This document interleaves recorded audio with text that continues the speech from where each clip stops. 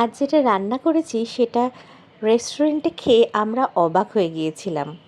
হিমাচলে গিয়ে এই বছর আমরা একটা নতুন খাবার জানতে পারলাম, যেটা ভেজিটেরিয়ানসদের জন্য নর্থ ইন্ডিয়ার একটা খুব পপুলার ফুড। আমরা এর আগে এখানে কখনো খাইনি এবং খেয়ে এত ভালো লেগেছে, তাই ভাবলাম বাড়িতে এবার এটা ট্রাই করি। চলুন দেখা যাক কীরকম আমি বানাতে পারি। বানাবো মালাই সয়া চাপ। সেই জন্য এই যে স্টিকগুলো, এগুলো আমি রেডিমেড কিনে এনেছি। আর এবার হালকা গরম জলের মধ্যে নুন, আদা বাটা, রসুন বাটা আর লঙ্কা কুচি দিয়ে এগুলোকে সেদ্ধ করতে বসাবো।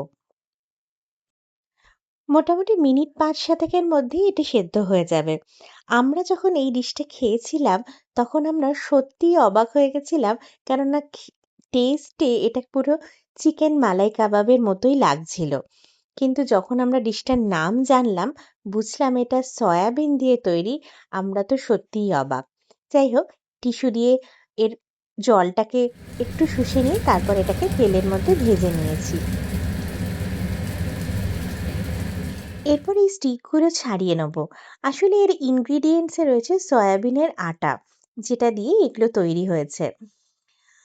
বাড়িতেও তৈরি করা যেত, কিন্তু আমি ইজি টু প্রসেসটাই ফলো করেছি। এবার এগুলোকে পিস পিস করে কেটে নেব। আর তার পাশে বানাবো একটা গ্রেভি। তার জন্য দই নিয়েছি, তাতে মেশালাম ক্রিম।